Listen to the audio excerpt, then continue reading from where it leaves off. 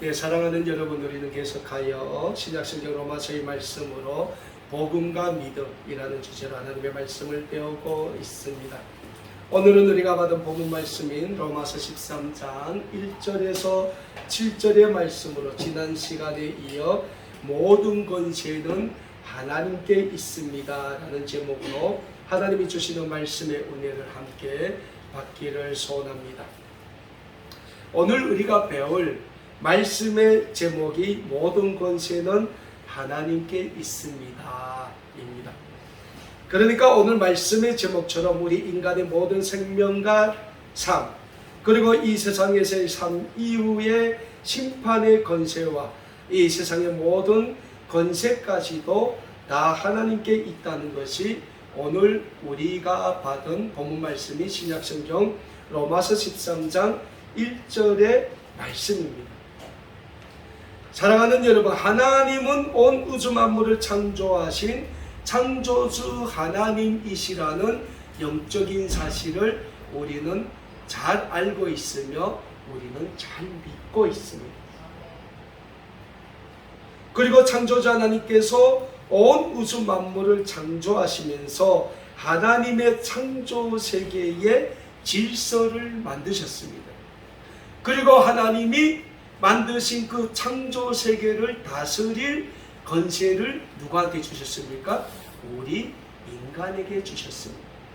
그래서 하나님은 우리를 하나님의 형상대로 지으셨다고 구약성경 창세기 2장에서도 분명히 말씀하고 있습니다. 그런데 우리 인간은 창조주 하나님이 주신 창조 세계를 어떻게 만들었습니까?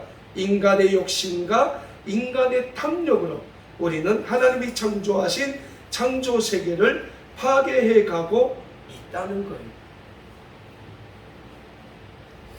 우리 어느 목사님이, 저희가 화요일마다 성경 공부를 하는데 어느 목사님이 그런 얘기를 해요. 한국교회 가면 우리 한국교회 교인들이 제일 좋아하는 게 땅이래요. 우리 한국교회 가면 한국교회 성도들이 제일 장사를 잘하는 게 땅 장사래요. 세상 사람보다 더 잘한다는 거예요. 그 목사님이 놀랐대요. 왜냐면 그 목사님이 한 5,000명 되는 교회 다른 목사였거든요. 자기가 놀랐대요. 너무 땅에 대해서는 너무 해박한 지식을 가지고 있다는 거예요. 그래서 그 목사님이 그랬대요. 우리 교회는 건물을 가지지 않습니다. 그래서 그 목사님이, 그 교회 있는 담임 목사님이 10년 하면 나가야 돼요. 무조건 10년 담임 목사하면 나가야 돼요. 근데 그 교회는 아직도 건물이 없어요. 저 잠실에 어느 여고 강당을 빌렸었어요. 그런 교회가 많아요. 근데 한국교회 보십시오. 제일 좋아하는 게 교회 짓는 거예요. 너무 좋아요. 제가 이 말씀하는 게 왜냐하면 하나님이 이 창조 세계를 아름답게 지으셨고 그 지으신 창조 세계에 하나님만의 기본과 질서를 두셨음에도 불구하고 우리 인간은 하나님의 형상대로 창조되었음에도 불구하고 그걸 무시했다는 거예요. 여러분, 요즘에요 뉴스를 보면 자주 등장하는 단어가 있습니다. 그게 무슨 단어인지 압니까? 자연재해랍니다. 자연재해다. 좀 있으면 지금처럼 가면 지구는 멀지 않아 멸망한다는 말이 옛말에 들리던 말이 아니고 현실로 이제는 다가왔다는 거예요. 그래서 우리는 자연을 파괴하는 게 아니라 자연을 보호해야 됩니다. 지키라는 거예요. 하나님이 우리 인간에게 주신 명령 중에 가장 중요한 명령이 하나님이 창조하신 그 자연 세계를 지키라는 거예요. 다스리고 거기에서 너희는 번성하라고 했잖아요. 지키고 다스리라고 했다는 거예요. 파괴란 말을 안 했다는 거예요. 자, 또 중요한 건 뭡니까? 하나님이 이 세상에 모든 권세와 권력도 하나님이 만드셨다는 거예요. 구약성경 사무엘상을 보면 이스라엘 민족이 사무엘 선지자에게 와서 왕을 달라고 요구를 해요. 사무엘 선지자가 하나님께 기도를 합니다. 자, 하나님, 이 백성이 왕을 요구하는데 어떻게 합니까? 하나님이 허락하지 않아요. 그래서 사무엘 선지자가 이스라엘 민족에게 하나님이 허락하지 않는다 했더니 이 이스라엘 민족이 계속 왕을 달라고 요구해요. 그래서 사무엘 선지자가 하나님께 또 기도를 합니다. 그때 하나님이 뭐라고 했습니까? 그들에게 왕을 세워주되 그들이 앞으로 그 왕으로 인하여 나한테 어려움이 닥칠 때 기도할 때 나는 그들의 기도를 들어주지 않으리라고 분명히 말씀합니다. 그래서 사무엘 선지자는 하나님의 말씀을 그대로 대언하는 사람이지 않습니까? 이스라엘 민족이 그렇게 얘기해요. 그런데도 왕을 요구해요. 그래서 맨 처음 세운 왕이 누굽니까? 사울 왕이죠. 근데 결국 그 사울 왕이 하나님의 뜻대로 왕정 통치를 했습니까? 안 했다는 거예요. 그래서 사울 왕이 마지막 어떤 운명을 맞이합니까? 블레셋과의 전쟁에서 스스로 자기 목숨을 끊게 된다는 거죠. 중요한 것은 이 자연의 질서나 인간 세계의 질서나 모든 질서는 하나님으로부터 시작이 되었다는 거예요. 그래서 그 모든 질서를 다스리는 권세 역시 하나님께 있다는 거예요. 근데 요즘 많은 경우 우리 사회를 보십시오. 그 모든 게 하나님의 그 창조의 질서, 하나님의 그 질서대로 움직입니까? 안 움직인다는 거예요. 우리가 살고 있는 인간 사회를 봅시다. 국가별 패권주의로 인하여 수많은 생명이 죽어가고 있지 않습니까? 요즘 러시아와 우크라이나 전쟁으로 인하여 얼마나 많은 생명이 죽어가고 있으며 얼마나 많은 난민들이 생겨나고 있습니다. 여기 요즘은 중국도 또 대만을 침공하겠다고 하나의 중국이라는 패권주의 논리를 내세우고 있지 않습니까? 우리 한반도는 어떻습니까? 북한의 김정은은 자기의 권력을 위해서 핵으로 한반도의 평화를 위협하고 있다는 거예요. 우리 살고 있는 대한민국 보십시오. 대한민국 역시 국민들이 각자 자신만의 이념과 사상에 빠져 서로 반목하고 서로 분열된 채로 자신들의 정당성만을 외치고 있다는 거예요. 대통령을 비롯한 정치인들도 똑같고요. 그럼에도 불구하고 그러한 이 인간의 세계, 우리 사회, 이 사회에서 하나님은 우리 그리스도인들의 착하고 선한 행실을 통하여 하나님이 이루시고자 하는 창조 질서의 회복, 모든 사이의 회복을 이루어 가시기를 원한다는 거예요. 오늘 본문 말씀이 신약성경 로마서 13장 1절부터 7절의 말씀에서 사도 바울이 우리에게 뭐라고 말씀하고 있습니까? 너희는 이 세상의 권세에 복종하라고 말씀하고 있습니다. 오늘 본문 말씀 신약성경 로마서 13장 1절의 말씀입니다. 각 사람은 위에 있는 권세들에게 복종하라. 권세는 하나님으로부터 나지 않음이 없나니. 뭐라고 합니까? 모든 권세는 하나님으로부터 났다는 거예요. 모든 권세는 그래서 다 하나님께서 정하신 바라고 사도 바울이 분명히 말씀하고 있습니다. 여러분, 우리가 로마서 말씀을 공부하면서 이 사도 바울이 로마서를 기록할 당시 이 로마에 있는 초대교회 그리스도인 공동체 구성원들이 처한 상황이 어떤 상황입니까? 죽을 맛이에요. 로마 정부로부터 그들이 예수 그리스도를 믿는다는 그 한 가지 이유만으로 얼마나 많은 환난과 핍박을 받고 있습니까? 그럼 그들에게 사도 바울이 뭐라고 말씀합니까? 이 세상의 모든 권세에게 너희는 복종하라고 말씀을 한다는 거예요. 그러면서 뭐라고 합니까? 이 세상의 모든 권세는 하나님으로부터 난 것이 없다는 거예요. 뭡니까? 본질로 돌아가라는 거예요. 본질로 돌아가라는 거예요. 왜요? 하나님이 이 세상을 창조하시고 이 세상의 정치 권력을 만드셨을 때 하나님은 그 모든 것을 통하여 선하고 아름다운 하나님의 구원의 역사를 이루어가기를 원하셨다는 거예요. 근데 그걸 파괴하고 어기고 행긴 누굽니까? 우리 인류라는 거예요.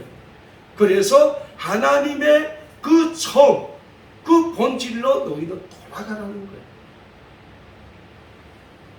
예수님이 우리에게 어떤 말씀을 하셨습니까? 원수도 사랑하라고 했다는 거예요. 저번 주일 우리가 말씀을 통해 로마서 말씀을 통해서 사도 바울이 뭐라고 말씀했습니까? 12장 마지막에 너희는 손으로 악을 이겨라. 악에게 지지 말고 손으로 악을 이기라는 거예요. 결국 뭡니까? 이 세상의 모든 권세에게 복종을 하라는 사도 바울의 말씀은 이 세상의 권세에 맹목적으로 복종하라는 말씀이 아니라는 거예요. 맹목적으로 아부하라는 말씀이 아니라는 거예요. 맹목적으로 강화문 가서 소리치라는 게 아니라는 거예요. 이 세상의 모든 권세에 하나님이 원하시는 선하고 착한 행실을 통하여 이 세상의 악한 권력이라 할지라도 우리의 착한 행실을 통하여 하나님께 영광 돌리게끔 하라는 거예요.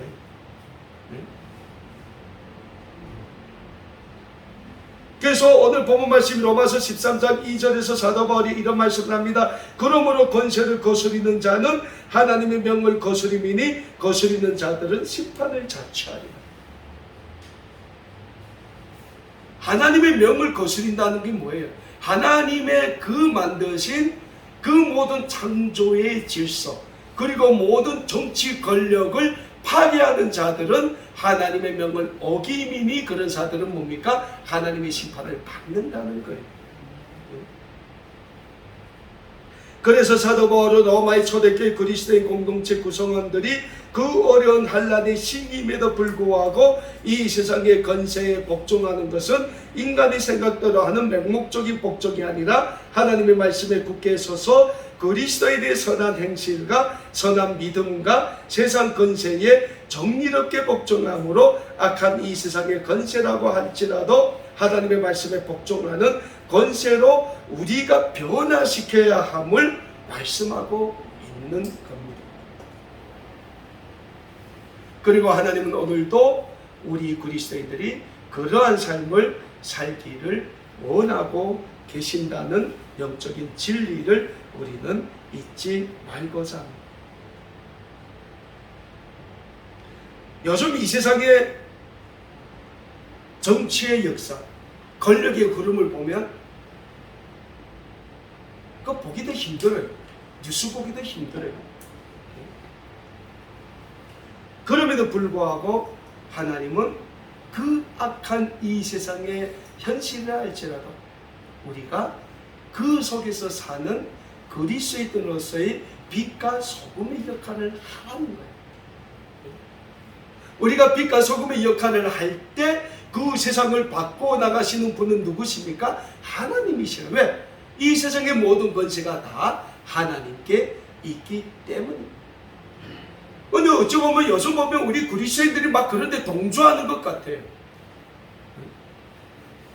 우리 그리스도인들이 앞장서서 동조하는 것 같아요. 하나님 그렇게 하지 말라는 거예요.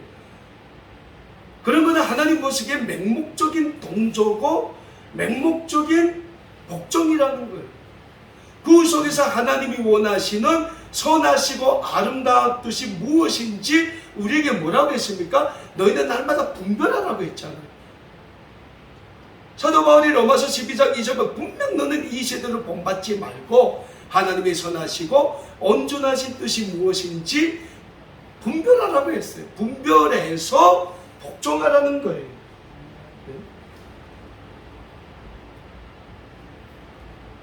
사랑하는 여러분, 우리가 이 세상의 권력에 복종해야 하는 이유는 하나님의 뜻이 우리로 하여금 이 세상 권력과 권세에 복종함으로 인하여 하나님의 선하시는 뜻이 이루어가기를 그 원한다는 그 뜻이 담겨져 있다는 거예요. 그래서 이 세상의 권력이 아무리 악하다 할지라도 우리 그리스도인들은 하나님의 말씀이 가르쳐주고 있는 대로 선한 행실로 그 악한 권력과 권세를 이겨야 한다는 영적인 진리가 담겨져 있다는 것. 로마가 그리스도인들을 얼마나 핍박하고 박해했습니까? 근데 결국 그 로마가 기독교를 어떻게 됐습니까? 인정했다는 거예요. 왜? 그 황제의 그 아내 한 명 때문에. 콘스탄틴 황제의 그 아내가 예수님을 믿었던 그 아내 한 사람 때문에 결국 로마가 그렇게 박해하던 기독교를 인정했다는 거예요. 그래서 기독교 박해를 정부의 칙령으로 인하여 못하게 했어요. 로마가 통치하는 모든 나라에서 못하게 했어요. 그것이 하나님의 어느 시대 우리에게 말씀하시는 너희는 너희 선한 행실을 통하여 이 세상의 모든 사람들이 하나님께 영광을 돌리게 하라는 그 말씀이 그렇게 이루어져야 한다는 겁니다. 사랑하는 여러분, 성경을 보면 이 세상의 악한 권력을 하나님에 대한 절대적인 믿음과 신앙, 그로부터 우러나오는 선한 행실로 변화시킨 많은 하나님의 사람들을 우리는 찾아볼 수 있습니다. 제일 먼저 생각나는 게 누굽니까? 30세의 나이에 고대 애굽의 국무총리가 되는 요셉이죠. 요셉을 아는 분들은 알겠지만 요셉이 어떤 삶을 삽니까? 17살 되던 해에 형들의 시기에 모함에 의해서 고대 애굽의 노예로 팔려가요. 그 17살 나이부터 30살까지 그 13년 동안의 나이에 요셉이 그 고대 애굽에서 얼마나 많은 어려움과 고통을 겪습니까? 그 가운데서도 요셉은 하나님에 대한 절대적인 믿음과 하나님에 대한 절대적인 신앙을 버리지 않고 지켰다는 거예요. 그래서 요셉이 나오는 창세기 말씀을 보면 자주 등장하는 게 뭡니까? 하나님이 요셉과 함께 하심으로. 뭡니까? 하나님이 요셉과 함께 하셨기 때문에 요셉이 가는 곳마다 하나님이 복을 주셨다는 거예요. 결국 30세의 젊은 나이에 요셉이 고대 애굽의 국무총리가 되므로 기근으로 인하여 멸망당하게 될 고대 애굽의 국민들을 살리게 돼요. 그 기근으로 멸망당할 수밖에 없었던 자기 부모와 가족을 살리게 되지 않습니까? 결국 요셉이라는 한 사람으로 인하여 당시 전 세계를 통치하던 고대 애굽의 모든 정치와 권력 지형이 바뀌었다는 거예요. 그리고 우리가 또 배우게 될 사람이 있죠? 누굽니까? 다윗이죠. 다윗은 이스라엘의 2대 왕이 됩니다. 사울 왕 다음에 다윗 왕이 되는데, 이 다윗은 왕이 될 때까지 이 다윗의 삶도 그렇게 형통한 삶이 아니에요.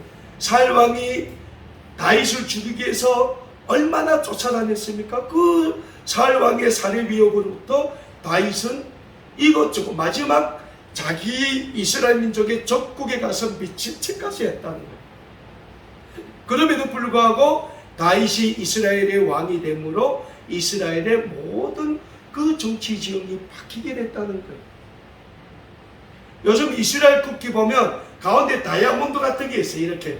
그거 보고 다윗의 별이라고 하거든요. 다윗은 오늘도 이스라엘 민족에게는 위대한 성군으로 추앙을 받고 있다는 거예요. 어디 그뿐입니까? 다니엘서 보면 다니엘이라는 사람이 나오죠. 느헤미야, 에스더 등 수많은 하나님의 사람이 이방 나라의 정치, 권력의 중심에서 하나님이 선하신 구원의 역사를 이루어갔다는 거예요. 이런 믿음의 선진들의 의로운 행위에 대하여 신약성경 히브리서 11장 40절의 말씀에서는 우리에게 이런 말씀을 주고 있습니다. 이는 하나님이 우리를 위하여 더 좋은 것을 예비하셨음즉 우리가 아니면 그들로 온전함을 이루지 못하게 하려 하심이라. 하나님이 우리를 위하여 더 좋은 것을 예비하셨다는 거예요. 그러니까 많은 사람들이 그 하나님이 우리를 위해서 예비한 게 이 땅에 있는가 해서 이 땅만 바라보는 거예요. 아닙니다. 물론 이 땅에서 하나님이 우리의 선하고 착한 행실을 통하여 하나님의 구원의 역사를 이루어 가시는 건 맞아요. 근데 하나님이 정말로 우리에게 주시기를 원하시는 더 좋은 것은 이 땅의 것이 아니라 우리가 이 땅에서 삶을 다 마감하고 하나님 앞에 섰을 때 하나님이 우리를 위하여 예비하신 하나님 나라의 상급이라는 거예요. 그러니까 많은 분들이 그래요. 내가 천국 가는지 안 가는지 죽어봐야 알지. 그때는 늦는다는 거예요. 그때는 늦습니다. 그때는. 그래서 우리에게는 지금이 중요하다는 거예요. 사랑하는 여러분, 오늘 사도 바울은 로마의 초대교회 그리스도의 공동체 구성원들에게 우리 믿음의 선진들이 그렇게 행했던 것처럼 오직 하나님의 선하신 뜻대로 이 세상의 권세에 복종함으로 우리의 착하고 선한 행실을 통하여 이 세상의 권세자들조차도 하나님께 영광을 돌리게 하는 믿음의 사람, 신앙의 사람들이 되어야 한다고 로마의 초대 그리스도인 공동체 구성원들뿐 아니라 오늘 이 시대를 살고 있는 우리 그리스도인들에게도 말씀하고 있는 겁니다. 따라서 오늘 살고 있는 우리 모두도 하나님에 대한 절대적인 믿음과 신앙으로 이 세상의 악한 권세자라 할지라도 우리의 선하고 착한 행실을 통하여 하나님께 영광을 돌리는 구원의 역사가 이 땅에 이루어지길 위해 힘쓰는 모든 믿음의 백성들 다 되실 수 있기를 우리 주님의 이름으로 간절히 축원합니다. 다음 말씀은 우리가 다음 또 주일 예배를 통해서 우리가 배우도록 하겠습니다. 기도하겠습니다.